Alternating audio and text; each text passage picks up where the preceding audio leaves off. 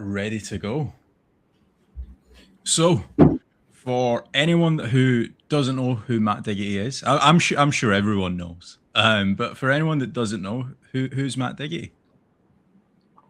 All right. Well, your audience probably knows me through SEO and entrepreneurship. I made a few businesses in this digital marketing space. A portfolio company called Lead Spring, Chiang Mai SEO Conference, Authority Builders, which exited, the Search Initiative, Diggity Media, Epic Video. So these are all mostly like agencies and conference, of course. I made a course called the Affiliate Lab. Beyond that, I mean, these days I've kind of moved more towards the director type approach, not necessarily working in the business, but on the business. And that's freed up a lot of my time to look at things I'm more interested in these days. So that one of them has been really fulfilling is angel investing. There's a company that your audience might have heard of called Surfer. We got our exit not too long ago. It's just really exciting for us. I've also started angel investing in, I'm going to call them local business, but I live in Thailand. So I found this little, is it a loophole or is it just something? Yeah, who knows? But anyways, I found this little loophole for myself to have fun and stay involved in businesses. So like if there's a business that's worked outside the country and then someone's here to start it up here, the model's been proven already. We've already seen it work in the United States or whatever. I've having a lot of fun investing in Thai businesses that are starting up and doing it for the first time here. So I'm an investor in an electrolyte company, a cannabis company here, and that's keeping me entertained as well. Beyond that, interested in mental health, personal development, which is leading me into looking at things like coaching and mentorship. Yeah, I got a lot of passion projects and music and the arts, especially like music and dance. I had the opportunity to contribute in a very small way to a music festival that went off a couple weeks ago, and it went really well, super fulfilling in a way I would have never known. And then lastly, I'm a father of two, last but not least, we'll say that. Yeah. You mentioned a lot of different brands, and obviously there's still only one Matt Diggity and there's 24 hours in a day. How did you manage all of those brands, the marketing for it? Is it, or would you say you're more ops heavy, or would you say you're more marketing heavy? Marketing 100%. So you ever read Traction? I have not, no. Have you heard the concept of visionaries and integrators? I have heard it in a different way, but I'm going to assume like you're more the visionary, and then someone else alongside you is the integrator. Yeah. So another way to think about it is like who's visionary is kind of self-explanatory. That's your Steve Jobs, Elon Musk type role, who's going to find product market fit and get people excited, come up with branding, figure out the direction of the company. And then you have the integrators, which also like you were saying, like operations, right? Behind every visionary, there's an integrator. Behind the Steve Jobs, there's a Steve Wozniak. Behind all Elon and all his companies, he's got people doing the actual execution and defining the SOPs and the hiring and all that stuff. So I'm a visionary by nature. You'll know this just by like, what is your gut feel of when you do the job? Like, what does it feel better? And so like in Traction, they try to say like to get the best result, you want to partner with your complement. Mm-hmm.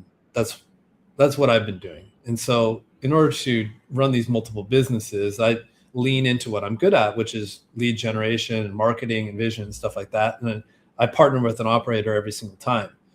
The cool thing about like what you're doing, Kasra, is you're basically generating leads through YouTube and social media marketing and all that, and your events.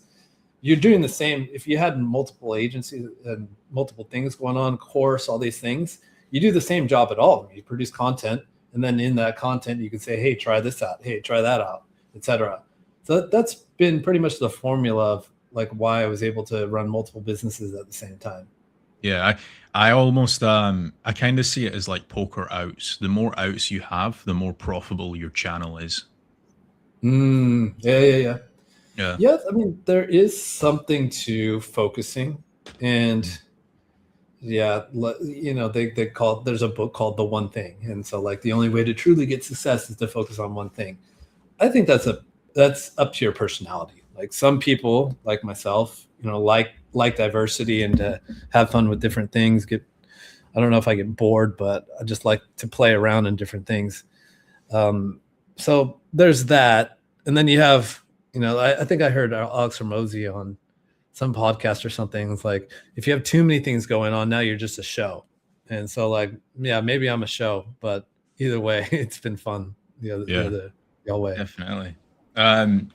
So my next question is, you've obviously built a personal brand and you've been doing it for ages. Like I remember one of the first, it was either a video or an article that I watched from you was about anchor text ratio. I think it might have been like 2019, 2020. So like 6 years ago now. How important do you think having a personal brand is in 2026, especially with the rise of AI and robots and AI taking over? Good question. I think it's helpful, not necessary, but certainly helpful. For example, I mean, people buy from people, not brands, right? Like if you want an extreme example of that, like look at all these beverage companies, right? So like, was it Logan Paul with the Prime Water or whatever it is? And then Conor McGregor sold his whiskey brand and Ryan Reynolds had a gin brand. Like no one looks at Conor McGregor and thinks that, boy, I bet that guy can make a mean bottle of whiskey, like it's just his brand. Look at Mr. Beast. No one looks at him and thinks, oh, that guy probably knows a lot about chocolate. No, he's just a brand, right? So people tend to buy off people, and that's why, Mr. Beast can shortcut Hershey's because he's just like got a mega marketing machine. On top of that, like you start businesses on year 3 instead of year 1, right? Like, yeah, Beast Chocolate had a huge head start, namely because for him to do marketing, well, let's just compare it to Hershey's. For Hershey's to do marketing, they got to rent a Super Bowl ad, which costs them hundreds of thousands, if not millions of dollars, right? For Mr. Beast to do marketing, he needs to make a YouTube video, and in that video somewhere say, try my chocolate. And in the meantime, he gets paid to make that YouTube video because the AdSense money. He gets paid to market. It's just like a matter of time before he overtakes them. So the personal brand is just like so important. And to piggyback off what you were saying in the age of AI, right? Like I'm already getting to the point where I'm seeing a video and like, if I don't recognize that person already, I don't know if he's human or robot or not. It's getting that good. And I still have a kind of a little bit of a distaste for watching AI content.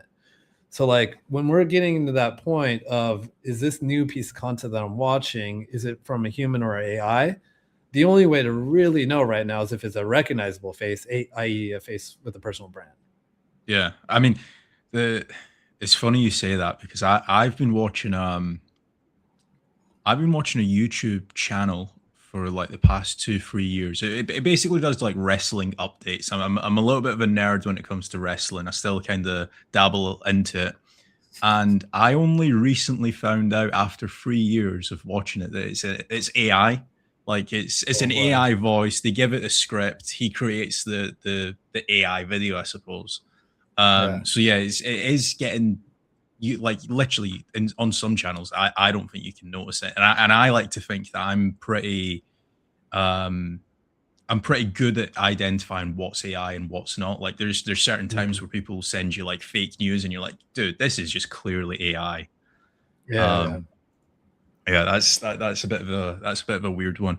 What about when it comes to like lead flow? Do you think that having a personal brand helps with that, like from a trusting point of view? Absolutely. So let me try to give a concrete example of this. I mean, all right. If you look at like link building companies in this industry, right, there's a billion, right? There's tons of different link building companies. Which ones are the ones that are the most prominent? Usually there's a personal brand behind it. I think we have like Fat Joe, which might be the outlier, but Joe's kind of got a quasi personal brand in there. He's not face forward, but it's in the name, Fat Joe, right? Yeah. So that's one way to stand up, at least selling links. A personal anecdotal story. This is just so kind of weird when I think back about it, but it makes sense at the same time. So like my main medium for building my personal brand was YouTube. So like I've done social media marketing the whole time, done email, I've done all of it. And then, at a certain point, I think it was 2021, I was like, let's try YouTube, because I feel like blogging, which was my main thing, wasn't working as much anymore. So going along, and like as my views and my subscribers are growing, my businesses are growing as well. When I hit 100,000 subs, all the businesses hockey sticked up like that. It's like a different level of trust was attained when I hit 100,000 subscribers. I have no idea really why, like, people connect that to that being more trustworthy as a business partner, but it happened. So that's my experience. Yeah, I mean, I I don't know, like, to what extent you were involved with, like, the selling of the of like link building and stuff like that, but there's times where, like, I'll get emails, or I'll have like my sales guy say to me, like, yeah, this guy jumped on the call and he's watched 8 of your videos. Like, this guy 100% trusted you. And the sales guy's always a little bit happy, because he's like, as soon as I hear they've watched like 8 or 9 of your videos, it's like, oh, it's an easy sell, because the guy So fun. trusts you. Yeah, man. I've heard that story many times. Like Yeah. when I had authority builders and the sales team, I've heard that so many times. Yeah. And it's like, another thing too is when you have a personal brand, most of the leads are inbound, and the inbound conversion rate is completely different than outbound. Yeah. Oh, for sure. Like, the, I couldn't imagine trying to even sell link building on an outbound, for example. It's near enough impossible. Yeah, here's a Um, cold email. Here's your 50th cold email of the day. Why would this one stand out more than the other ones? I mean, I got an interesting one from Jeffrey Epstein trying to sell me links yesterday. So, Nice. I um, mean, yeah, that'll get it. That'll get your attention for sure. I mean, I'm still thinking about it today. So, I mean, it's worked. You might have to Um, try. yeah.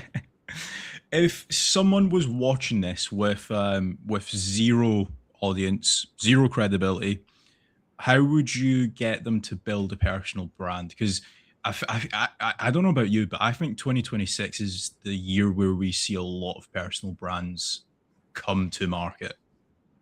Yeah, probably. It's no secret anymore that it works and it's really effective. Let's answer the top of your question about like how to get started. I would say think of a personal brand as a content creator. Like you're basically a content creator that posts content on the best way to distribute content, which is basically social media networks right now: YouTube, LinkedIn, TikTok, whatever that might be. So first things first is, I'd say, think about what your goal is. Me and you, Kasra, were talking about before this call that you kind of got discouraged on creating content because you're chasing after the wrong things, like views and subscribers. Like, and I get it, because that's not the goal of making a personal brand. Your goal, as you know, is creating, like, figuring out how to make business upside out of that, or whatever you're trying to do. Maybe you're trying to do something for humanity or philanthropy, whoever that might be, but you have to clearly define your goal. In our business, it might be leads or sales or something like that, but get clear on that.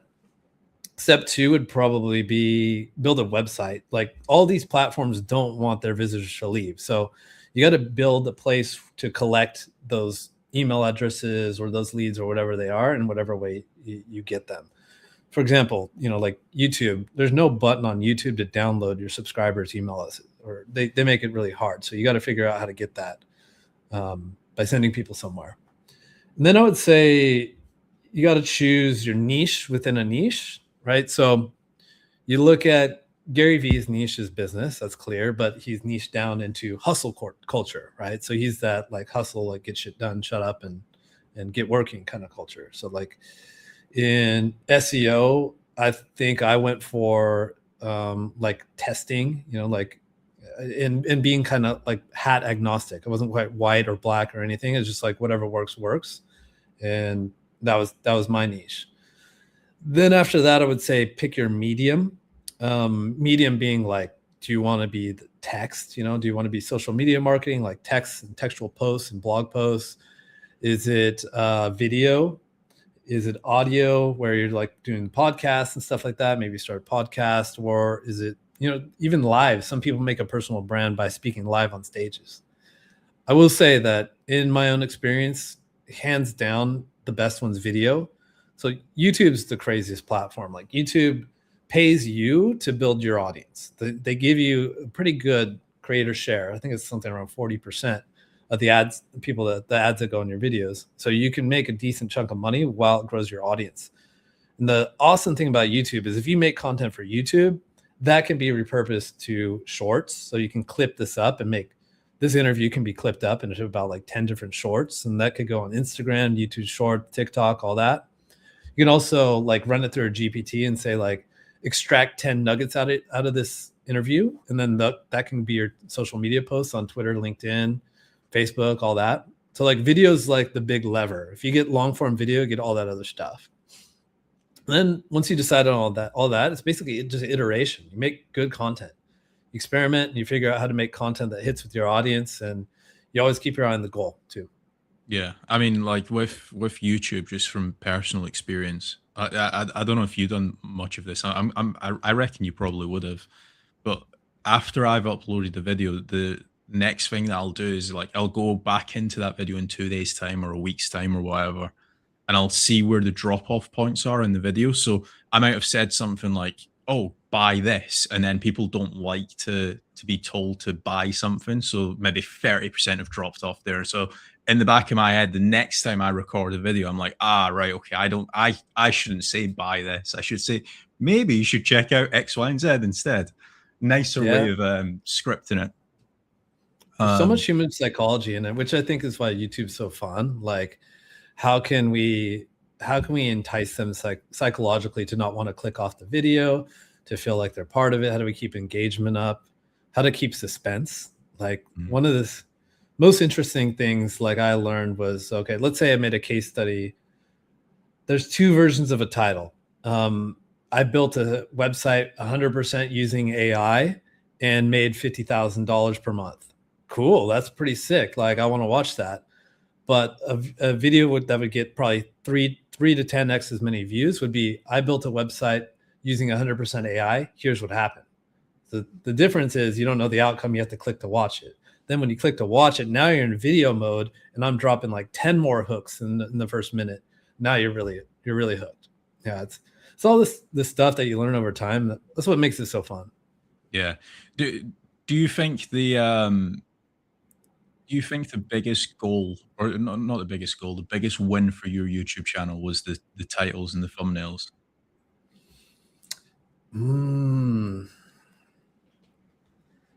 Maybe. I definitely remember because I was just winging it at the beginning. I'm friends with Nick Nimmin, Stan the Loop, and Roberto Blake, who like they're all like, Nick's almost 1 million subs, and they teach YouTube. Like that's what they do. They teach people how to YouTube. And so I would absorb things from them, and just like wing it myself and learn by myself. And then I decided like I'm gonna get a like legit consultation with Roberto and just like have him spend time and nitpicking what I do. And he told me I'm not being, he didn't say clickbaity, but like I wasn't doing enough with my titles and thumbs. I wasn't leaving a suspense on the table.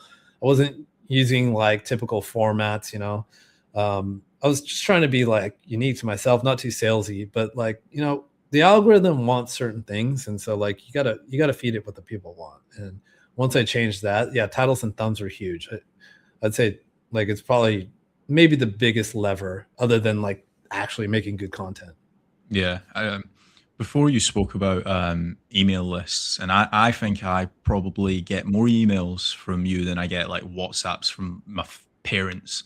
How important do you think that your mailing list is, like building that up? Like obviously you spoke about getting people off of YouTube onto your own website, but there's people that are like, the first thing you want to be focusing on is your mailing list, because if you were to lose everything tomorrow, go broke, at least you've got that mailing list. If you provide a good service, you can send out an email blast and you might be able to earn a few $1,000s from it. Yeah, it's huge.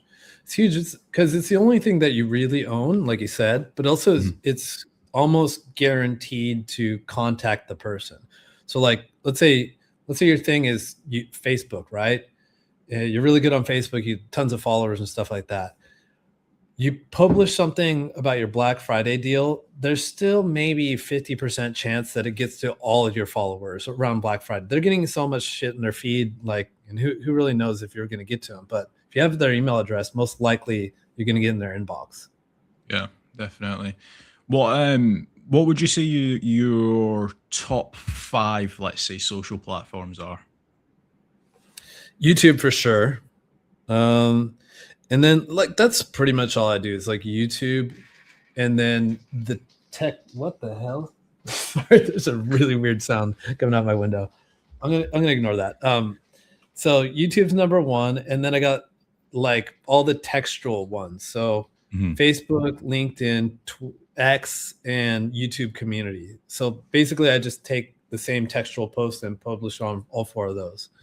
And that's like the 80-20 for me. I don't get involved in TikTok, or I do shorts a little bit because I take the long form and cut it up. But like I said, like it's the YouTube long form. Once you do that, you have all the rest of them. Yeah. Where do you think the most trolls live? YouTube comments, 100%. Oh, right. Really? That's nice. Don't you think? That's an interesting one. I would have said Twitter personally.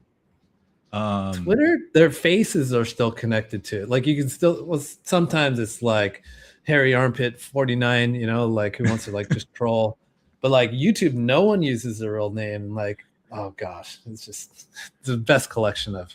Do you know what? Now that you mention it, I reckon I've probably had more hate on YouTube than Twitter.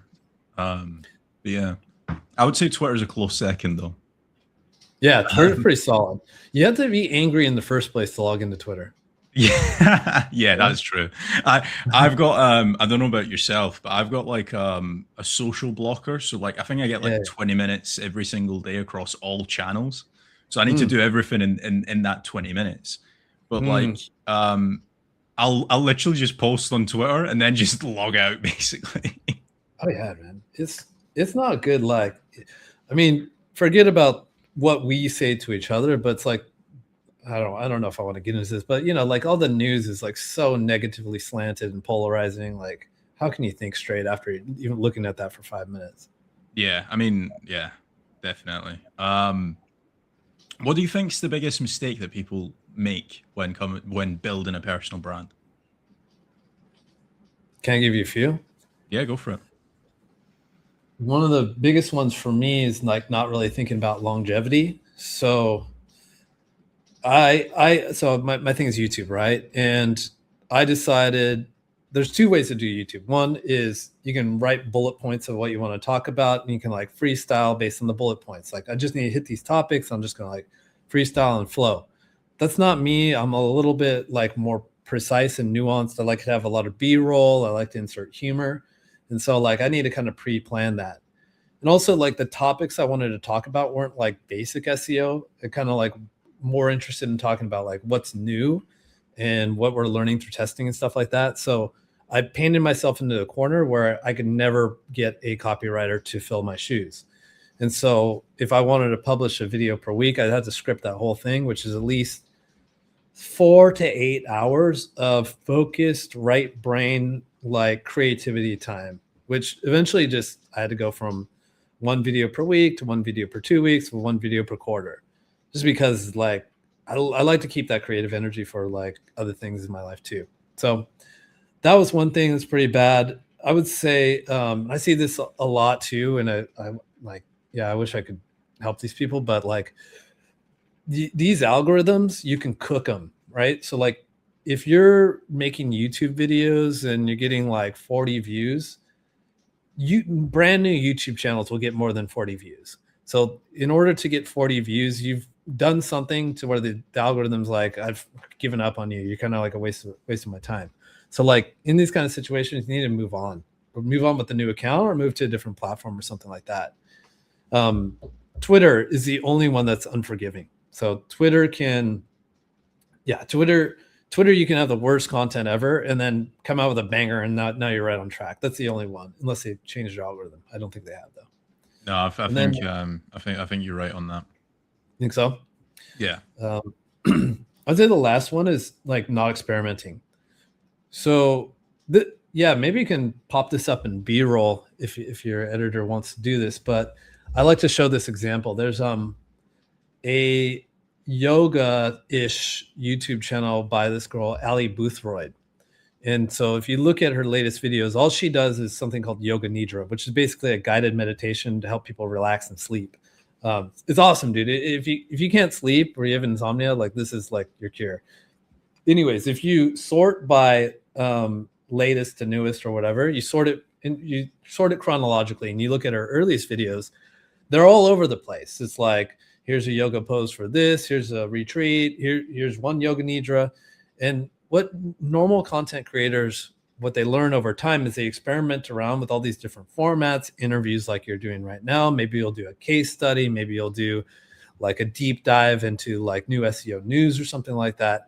Once you find out what hits, then you just really lean into that, start doing that over and over and over and over again, and then leave 20% still for experimentation.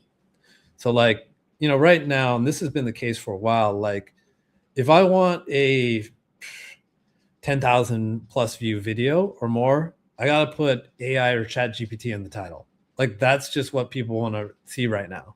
Everything else is too noisy. But I wouldn't know that unless I kept that 20% for playing around.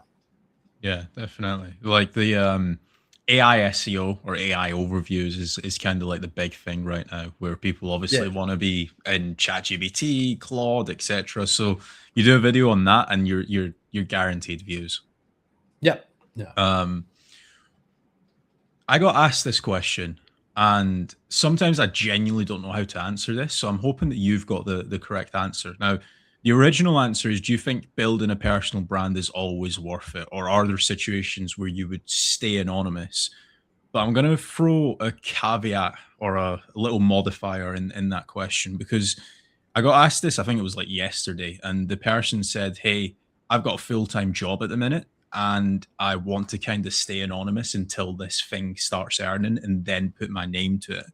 What would you recommend for that person? And then what would you recommend for the anonymous versus building a personal brand? That's kind of cool. Like, the cool thing about it is if it works without a face, like a faceless YouTube channel, or he's like kind of like, yeah, faceless. You can do just pure B-roll. If it works like that, and then he adds his face later, it's gonna definitely work, right? So yeah, it's fine to go ahead like that for sure. Makes sense. Yeah. Do you think that a faceless SEO channel would work? Depends on the face. Depends whose face we're talking about.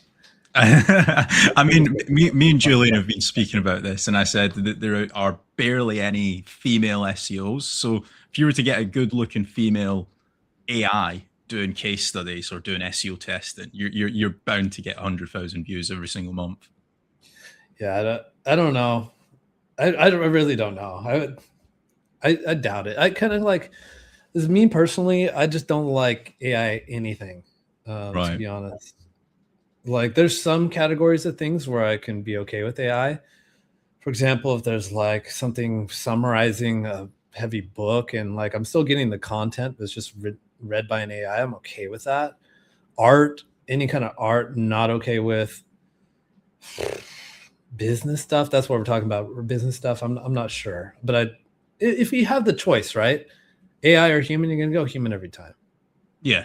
Yeah. I mean, the only time, like what you mentioned, if it's something like, I don't know, like a science theory or like just something like crazy, and I'm like, AI would do a better job than a human of summarizing that thing, then I would pick AI. But I reckon probably 98% of the time I'm picking human, especially if it's like a buy-in decision as well.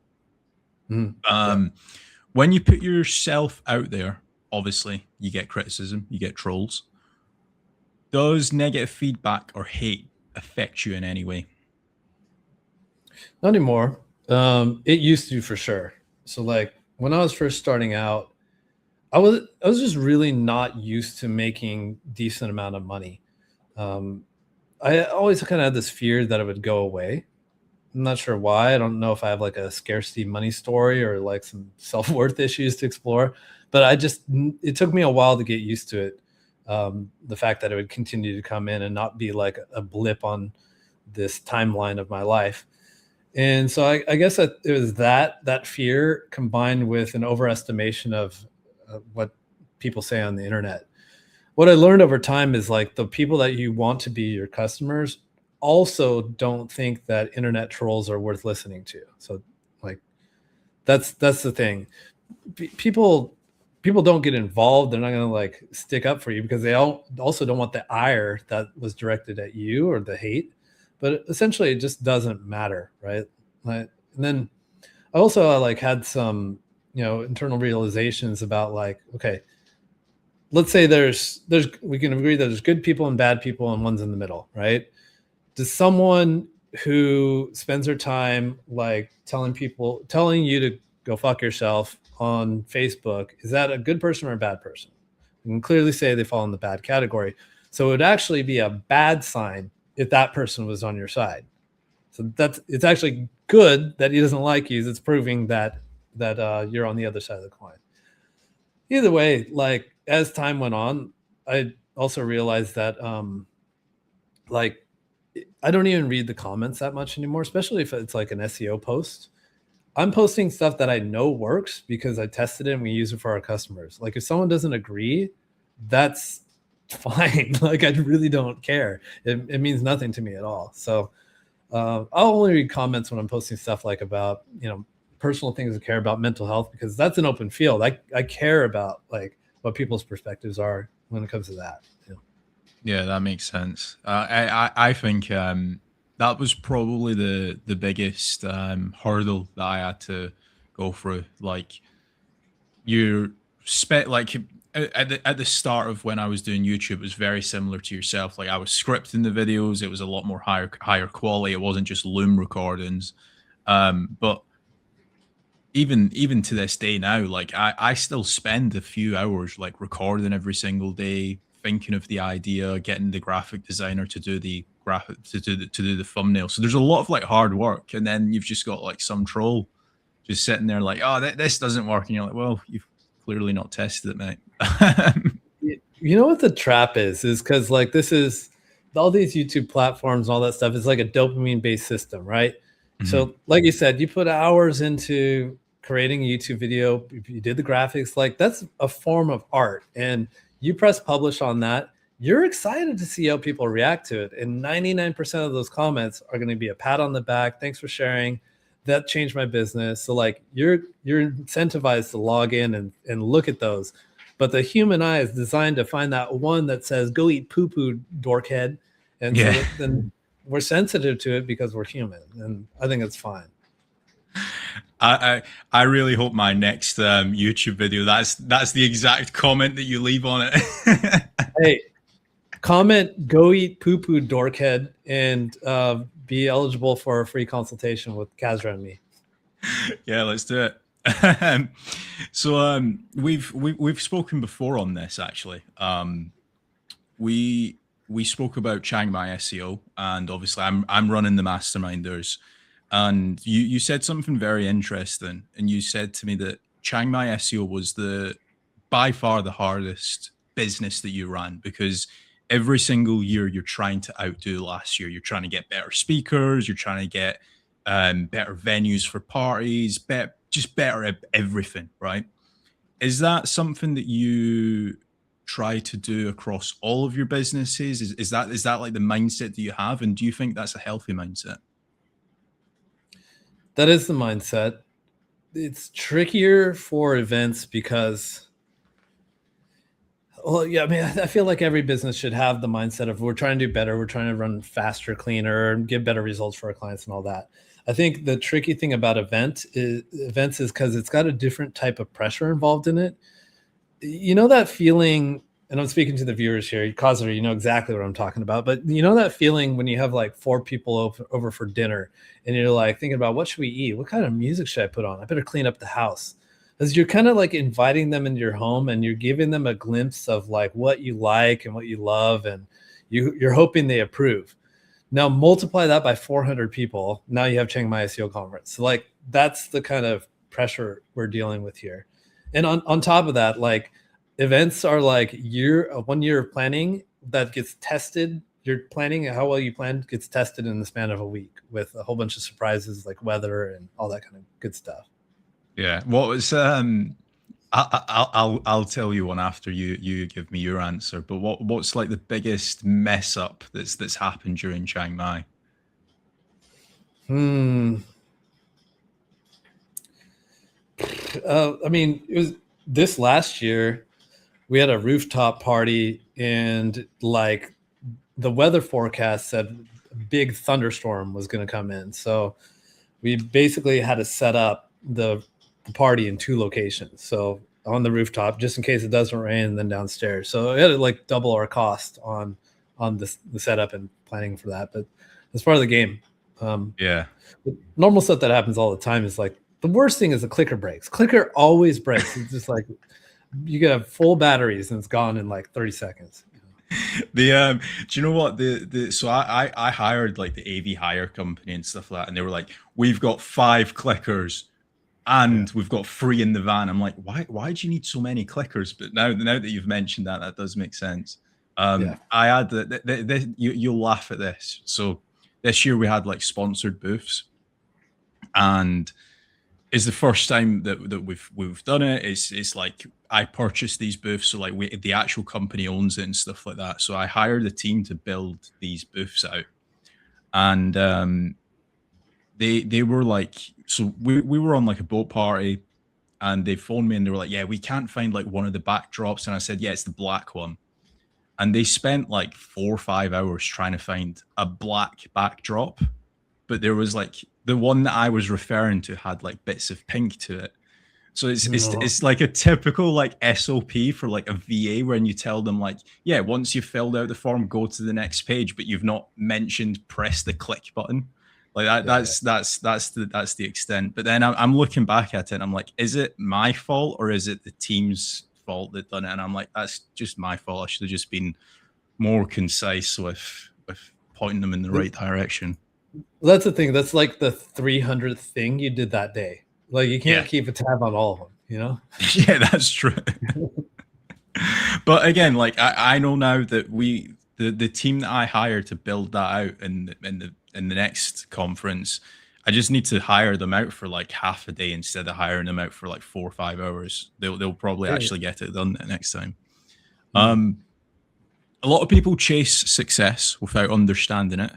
Have you ever felt lonely at the top? Lonely in the sense that there's not many people at this level, or lonely in the sense that like you can't make friends when you're at the top? Yeah. Can you define it? I would probably say a bit of both.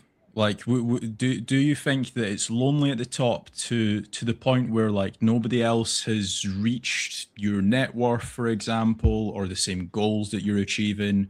Or do you find it difficult to connect with people and find other people around you that are at a similar level as well?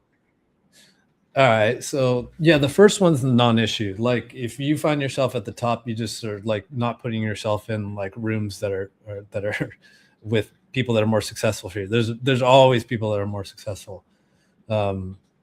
I had a lot of experiences with that lately. And yeah, it's I wouldn't even say it's humbling. Like at a certain level, like people stop caring about like numbers and status and just want to meet cool people that are down to earth, but also affluent. And that kind of bleeds into the second question is like, yeah, like at a certain income level or financial success level, there are less people. So like the chances of you running in someone with common interests and a good vibe that you care about are less. So you tend to, you look at, you know, like who are the people I grew up with, you know, who are the people that I started this journey with, and there's a yearning, a longing to like help them along. Like let's get all you guys here too, and then you know we can have our early retirements and you know go drink champagne together and stuff like that. That one's challenging as well because you know different people have different destinies on what kind of financial success they have. Different people have different appetites for how much money they want, how much they're willing to work for it, and what their real heart desires. So It's all a little bit challenging, but at the end of the day, like this is no pity party for people with success. Yeah, definitely. Has there ever been a moment where you seriously thought about just walking away, calling it quits? Oh yeah, big time. It was like March 2023. Took a trip to Poland for what typically would be like a home run work trip for myself. Like I visited the agency office. That was my first time visiting the Polish office. We launched a new software at Surfer, and then I spoke at a conference. And like I realized when I got back that I was just like toast. I was like just drained, and all these like dopamine upsides that I usually get from it, they just didn't get them this time. And I was like laying in bed and couldn't sleep. And I popped up at 2 a.m. I woke up my wife and I was like, I figured out what I'm gonna do. I'm gonna quit. I'm just done. Like I'm burnt out. I'm done with the whole thing. I didn't end up quitting, but what I ended up doing is like, so I have this process every quarter. I track my time and I see where my time is going, and I compare what I'm spending my time on with my effective hourly rate, which is basically like how much I typically get paid per hour. It's how much you make in a month divided by how you work. And so I'll look at all the things where I could outsource these things less than my effective hourly rate, and then I shave them off and get rid of them. I added to that process. I will also not do not only the things that I can outsource for cheaper than my time, but also the things I don't love. Now we went from getting rid of a block of 60% of the stuff that I'm auditing out to 90% of it. So what I'm left with now is basically I like to look at my day as a menu of things that I could do based on what I feel like I want to do most that day, and it made it much better. Like actually not dreading like starting work and getting excited about it, because our we change in terms of what we want to work on and what we feel like working on. So like I really, really believe in this.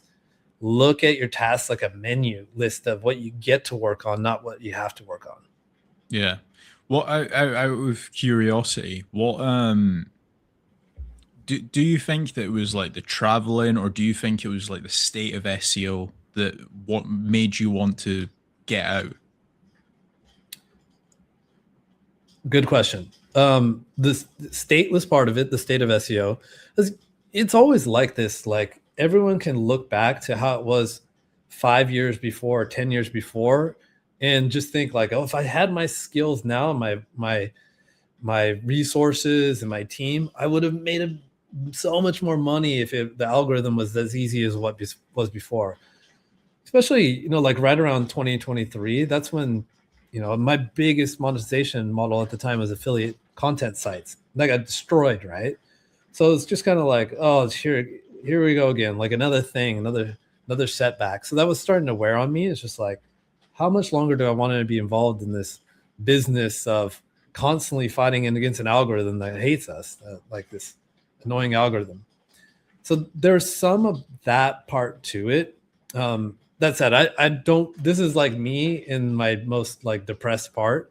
I don't believe that now. I look at it as like the algorithm gets rid of the mass wide like ranges of competition, all your competitors, and the ones that stick around like find it easier and easier over time. So I'm just speaking from a place of scarcity that I was feeling in the time before. The biggest thing that triggered this thing in me is just I'd realized that I was walking around, I was carrying like anxiety. Like I'd been pushing so hard for 10 years that what I thought was my normal day-to-day state was basically locked into fight or flight. Like just high strung. My nervous system was just wired up to the gills. I was having trouble sleeping every night, and I just got used to it. And I thought like this was normal, but it wasn't. Like especially after I started doing some work and looking inside and working on my nervous system and sleep and all that stuff, I was like, oh, this is what you're supposed to live like. Oh, this is I just basically had an old OS. Yeah, that makes sense. Since becoming a dad of two, Mm. congrats by the way. Yeah. How do you think your work-life balance has changed? Do you think you're now fighting a little bit harder? Do you think you're a little bit more chilled out? Because I've spoken to like business partners that you've had in the past, and they're like, Matt is on another level. He works 29 hours in a day. What's that balance looking like now? It's way more chill. Like, Mm-hmm. yeah, probably 5 hours a day of deep work, and I'm mixing it up with, not just straight business stuff, but stuff that like gets me really excited. Mm-hmm. Like working on some music festivals, like super fun and new and stuff like that. Uh, I'd say like the biggest thing that's changed the way I choose what work I do is like I really like going back to this anxiety breakdown thing. Like I'm really protective of my state now. Like I'm not shitting you, Kasra. Like I really feel like I have a different operating system. Like those that you have those friends that are just like they're always smiling, they're always seeing the positive, and like I feel like I'm becoming that person if I'm not that person already. And so like it's like I'm seeing the world through new eyes, and I'm really protective of that. And that has a lot to do with how much I let myself work, and what, more importantly, what I let myself work on. Yeah, that makes sense. I think I think the tracking your time and then looking at like what can be outsourced or what you dislike and like. I feel like so many people should do that. I've never really done it from a like and dislike point of view. I mainly do it from like okay, I feel like I'm working like a dog. What can I outsource? Or who can I hire to do this? And I feel like it's so much of like a relief when you actually do it and you're like, okay, I just need to hire a social media person, or I need to hire a sales guy, or whatever the case is. Yeah. Um, we've briefly spoke about this, but what's your honest view on SEO? Is it dead? Is it dying? Is it on its deathbed? Or is it alive? I look at it like this: is like we have, everyone's hyped up about AI SEO, getting in the LLMs and all that stuff. And I think the AI search is like accounting for 20% of traffic at this point, 20% of searches, let me say. That will probably increase over time. So I think like right now there's like opportunity on the table. There's always shifts and changes, and then opportunity emerges. Like right now we're at that cusp where there's going to be people that figure this out, especially when that 20% jacks up to 50 to 60%. There's going to be people that make a ton of money. And Yeah. yeah. One question: if I do not ask you this, I will probably get murdered on the street. When are you going to upload next? Maybe within the month, maybe. Right. Okay. Yeah. We'll keep you accountable. Okay. Thanks. Appreciate that. My last question to you is: forget SEO, forget conferences, forget business. If everything that you have deleted, or sorry, if everything you have posted, your Facebook posts, your tweets, your YouTube videos, if everything got deleted tomorrow, what would be the truth that you would want to tell people in the next 3 minutes, let's say? Okay. Going back to like this night and day difference that I experienced after 2023 in terms of my own like mental state, mental health, or whatever. I stumbled upon that the hard way, like through burnout and kind of necessity. I just realized, because I'm a father too, and I realized like, man, I'm super anxious, can't sleep, I'm low energy during the day. That means I'm like not really present for my kids as much as I could be. Like the guilt hit me, and that forced me to like explore and look at these things. What I want people to know is that, what I've learned is to keep things short. Like the brain is like a pattern making machine, right? We learn to ride a bike and we're paying really close attention. We're falling a lot, but after a while, it's second nature, right? What else is second nature? You speak with perfect English grammar, but you also couldn't recite back and articulate the rules of English grammar, right? It becomes second nature. And that's the same with like your habits and your emotions too. So like I embodied the emotions of anxiety and stress and like got to get things done, and there's so much to do, and we're not going to figure this out, it's all going to wait, like all the stories, right? And the reason that is because like these thoughts get repeated over and over in your head, and what fires together wires together. Your brains and your neural networks like get used to that being your mindset, set in your ways, right? I want people to know that you can also change your mindset into just thinking positive thoughts all the time and thinking the best of things and thinking that everything's going to work out for me and seeing the beauty in everything. So just like the mind can get stuck in negative states, it can get stuck in positive states too. I feel like that's almost like, I feel it's like it's one of humans' most important journeys that they'll ever get on. But I'm kind of like disappointed that there's no manual for this. It's not taught in schools. There's no mentorship program that like tells people how to get through this process. So yeah, I guess that would be it. It's like really this inner journey is like the most important one in terms of what I've seen. And I want people to know that it exists and look for it in yourself. If you feel like things can be better, that's a sign that, maybe it is worth exploring this stuff. Yeah, perfect. Thank you so much. Matt, where can people find you if they want consultations, if they want help, if they want to follow you? DiggityMarketing.com. That's how to work with me. I had to buy MattDiggity.com. Of course, someone jacked that domain. So I got MattDiggity.com. I'm going to release it in a month or two, but that'll be like if you're looking for angel investment or if you're looking for mentorship and coaching. So I'm getting way more serious about like one-on-one coaching with people. I feel like that's part of my calling. All right, perfect. Yeah, guys, if you're not already subscribed, if you're not already following Matt, I'm sure most of you guys are, head over to his socials. I'll also have it linked down below as well. But yeah, thank you so much for doing this, Matt. Thanks for having me.